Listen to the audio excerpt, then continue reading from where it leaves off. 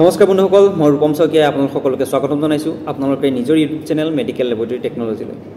আজি বন্ধুসকলে এই ভিডিঅ'ত আপোনালোকৰ বাবে লৈ আহিছে এটা ভাল খবৰ আৰু এটা সৰু দুখ খবৰ।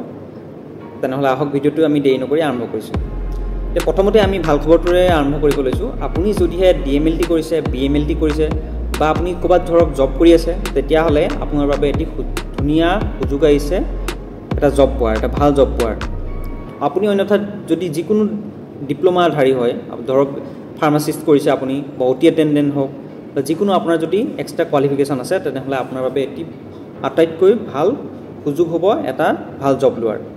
এইটো হৈছে CRE 2025 কমন ৰিক্ৰুইটমেণ্ট এক্সামিনেশ্যন 2025। কি নহয় কমন ৰিক্ৰুইটমেণ্ট এক্সামিনেশ্যন, এইটোৰ বিষয়ে আমি বিতংকে চাওঁ। আহক আপোনালোকক কম্পিউটাৰ স্ক্ৰীণত লৈ গৈছোঁ। এইটো হৈছে CRE 2025ৰ নটিফিকেশ্যন। আহক আমি নটিফিকেশ্যনখন ভালদৰে চাওঁ আৰু কি হয় একচুৱেলি আমি কেনেকুৱা ধৰণৰ পোষ্ট আছে, আপোনালোকৰ এজ ক্ৰাইটেৰিয়া কি, কেনেকৈ এপ্লাই কৰিব, কেনেকুৱা ধৰণৰ এক্সামিনেশ্যন হ'ব, সকলো বিষয়ে বিতংভাৱে আমি এই নটিফিকেশ্যনটোৰ পৰা চাই লওঁ। আপোনালোকে যদি মোৰ টেলিগ্ৰাম চেনেলত জইন হোৱা নাই, জইন হৈ লওক। মোৰ টেলিগ্ৰাম চেনেলত এই যিটো PDF এইটো মই আগতে দি থৈছোঁ, আপোনালোকে তাৰ পৰা ডাউনলোড কৰি নিজে ভালদৰে চাই ল'ব পাৰিব। তেনেহ'লে আহক আমি ভিডিঅ'টো আৰম্ভ কৰিছোঁ। CRE মানে হৈছে কমন ৰিক্ৰুইটমেণ্ট এক্সামিনেশ্যন। এইটো কণ্ডাক্ট কৰে এইমছ দিল্লীয়ে। কিহৰ কাৰণে কণ্ডাক্ট কৰে যে আপোনালোকৰ মনত প্ৰশ্ন হ'ব পাৰে, এইমছ দিল্লীয়ে কণ্ডাক্ট কৰে, গতিকে তাত যিসমূহ পোষ্ট আছে অকল এইমছৰ দিল্লীৰ কাৰণে, তেনেকুৱা নহয়। ভাৰতবৰ্ষত যিমানকেইখন এইমছ আছে সকলোৰে যিমান পোষ্ট আছে, পোষ্টখিনি উলিয়াই একেলগে এইমছ দিল্লীক এক্সামটো কণ্ডাক্ট কৰিবলৈ সুবিধা দিয়ে। তাতে যাতে আপোনালোকে বেলেগ বেলেগ এইমছত গৈ বেলেগ বেলেগকৈ এপ্লাই কৰিব নালাগে, এবাৰতে এপ্লাই কৰে, এটাই এক্সাম দিয়ক আৰু তাৰ পৰাই বিভিন্ন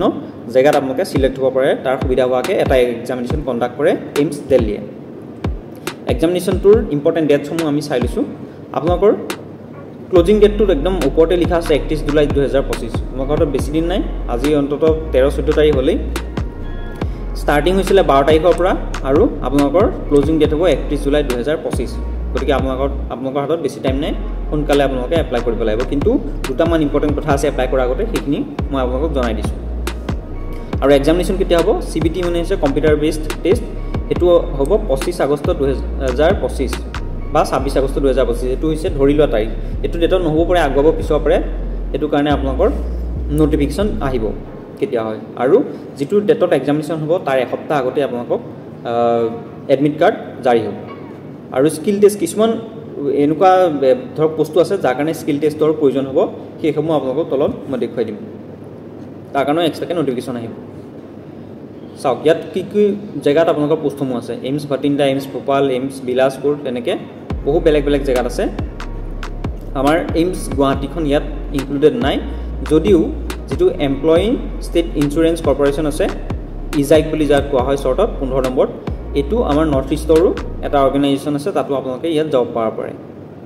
গতিকে নৰ্থ ইষ্টৰ কাৰণে এটাই সুবিধা, ইজাইকত আপুনি গৈ নৰ্থ ইষ্টত থাকিও মানে এইটো জবটো কৰিব পাৰিব। বাকী ৰিপাঞ্চত আছে, আইজল, ৰিমছ আছে ইম্ফলত, এনেকুৱা ধৰণৰ টোটেল 19টা ইনষ্টিটিউটত আপোনালোকৰ জবটো পাব পাৰে।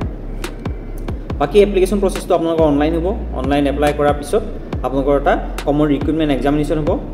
CBT হ'ব, কম্পিউটাৰ বেছড টেষ্ট। তাৰপিছত আপোনালোকৰ ডকুমেণ্টছ ভেৰিফিকেশ্যন হ'ব। ডকুমেণ্টছ ভেৰিফিকেশ্যন হোৱাৰ পিছত যদি আপোনালোকৰ স্কিল টেষ্টৰ প্ৰয়োজন আছে, স্কিল টেষ্ট হ'ব। তাৰপিছত আপোনালোকৰ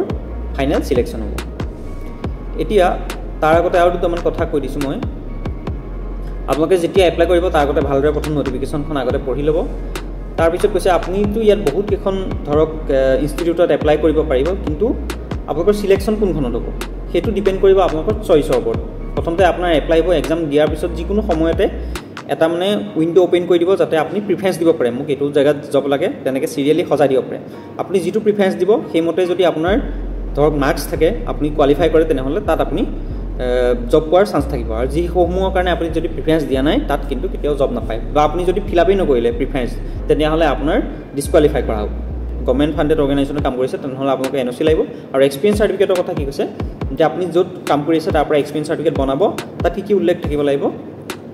আপোনালোকে কেতিয়াৰ পৰা কাম কৰি আছে পুৰা ডেট, মান্থ, ইয়াৰ ভালদৰে মেনশ্যন থাকিব লাগিব। আপোনালোকৰ বেছিক পে' আৰু কনচলিডেটেড পে' সেইটো ভালদৰে উল্লেখ থাকিব লাগিব। আৰু সেইটো পৰৱৰ্তী সময়ত আপোনালোকে এইমছে ভেৰিফাইও কৰিব পাৰে। গতিকে আপোনালোকে এইটো শুদ্ধভাৱে ফিল আপ কৰি দিব লাগিব। অবজেকশ্যন চাৰ্টিফিকেট আপুনি যদি গভৰ্ণমেণ্ট অৰ্গেনাইজেশ্যনত কাম কৰিছে তেনেহ'লে লাগিব। গভৰ্ণমেণ্ট, চেমি গভৰ্ণমেণ্ট বা গভৰ্ণমেণ্ট ফাণ্ডেড যিকোনো অৰ্গেনাইজেশ্যনত কাম কৰিছে। এজৰ ক্ৰাইটেৰিয়া,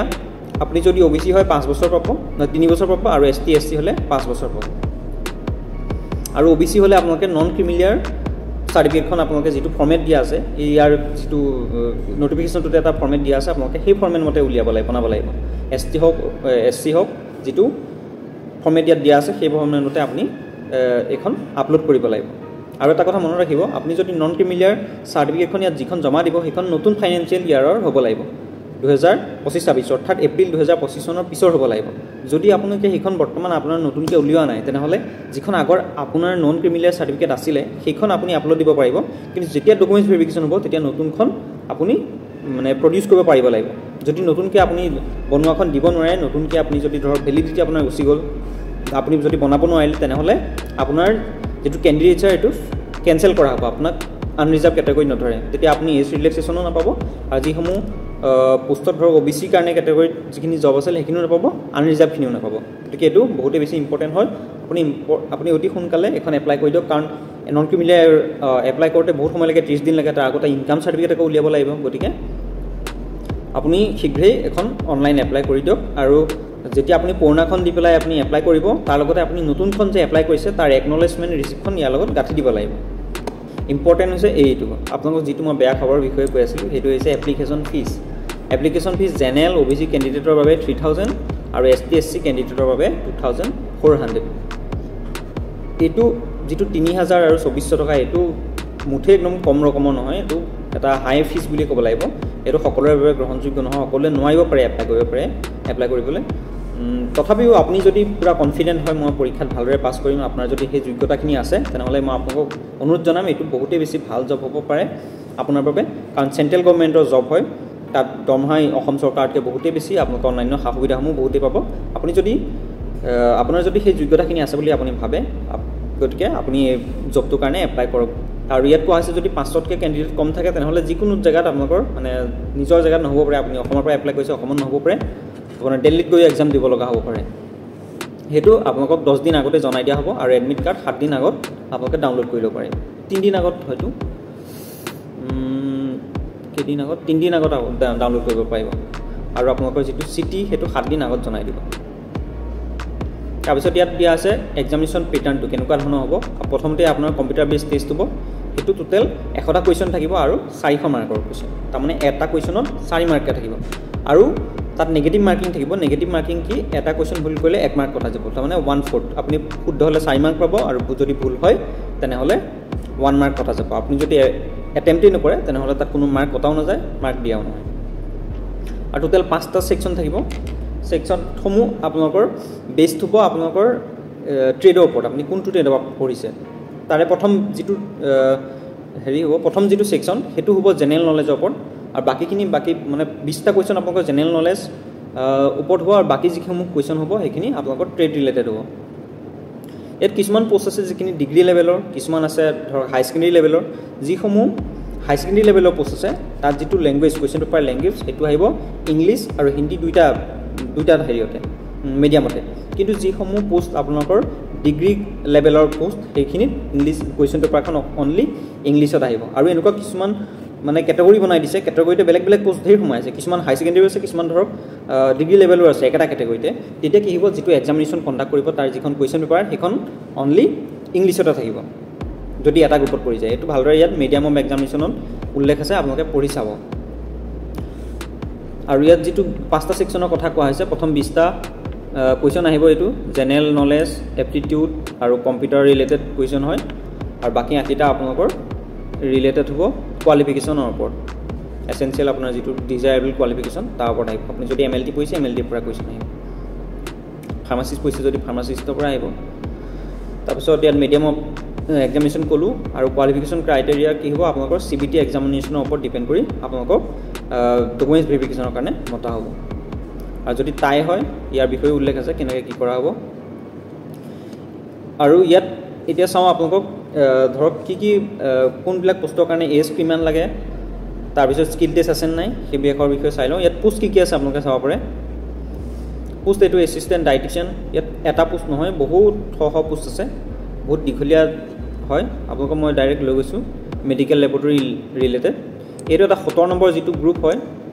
এটো হৈছে অকল ল্যাবৰেটৰী টেকনিশিয়ান খিনিৰ কাৰণে 17 নম্বৰ গ্ৰুপটোত চাব পাৰে ইয়াত কি পোষ্ট আছে lab attendant grade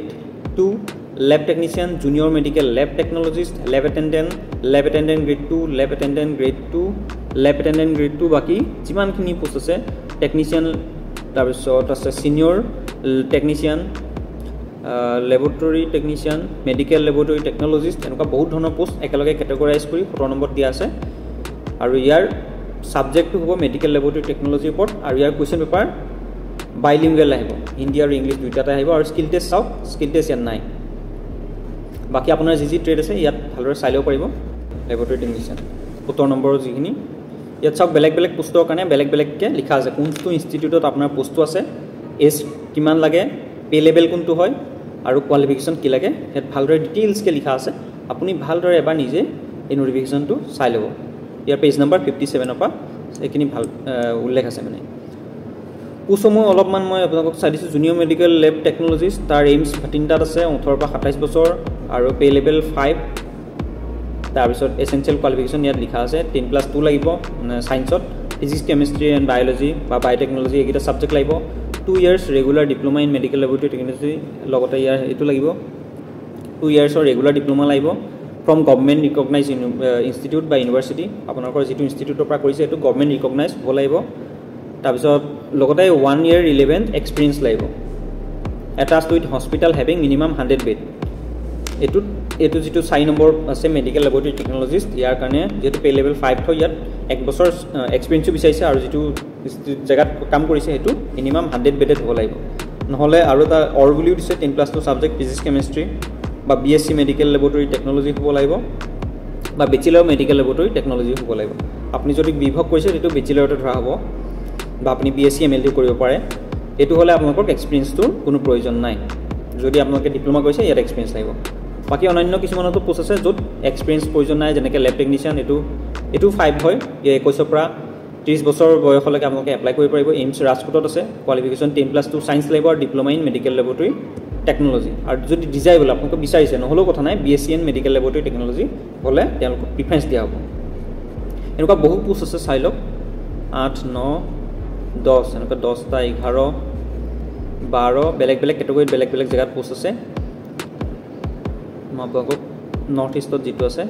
ইজাইক north east হেতু দেখাই দিছো এটো ইজাইক north east 19 number junior medical laboratory technologist ইজাইক নৰ্থ ইষ্টত আছে 18 পৰা 25 বছৰ বয়স আৰু আপোনালোকে যদি ইজাইকতে কাম কৰি আছে নহয় এজ ৰিলেক্সেশ্যন পাব আৰু এসটি এসসি ওবিসি হলো এজ ৰিলেক্সেশ্যন পাব পে লেভেল 5 হলে ইয়াৰ স্যালাৰিটো কেনেকুৱা ষ্ট্ৰাকচাৰটো দি দিছে 29200 পৰা 93300 এটো হৈছে পে লেভেল ইয়াৰ ওপৰত বাকি গ্ৰেড পে হ'ব আৰু অন্যান্য যিবিলাক এলায়েন্স পাবে এইবিলাক এড হৈ পেলাই আপোনালোকৰ স্যালাৰি কেনেকুৱা ধৰণৰ হ'ব পে লেভেল হলে 5 হলে আপোনালোকক ধৰক 45000 মান স্যালাৰি পাব ঠিক বেছি হ'ব পাৰে মই 45000 প্লাস ধৰিছো তাৰ পিছত ইয়াত কি এক্সপেৰিয়েন্স লাগে কৈছে মানে এডুকেশনাল কোৱালিফিকেশ্যন লাগে 12 pass with science subject from recognized board তাৰপিছত diploma in medical laboratory technology from government recognized institute with 1 year relevant experience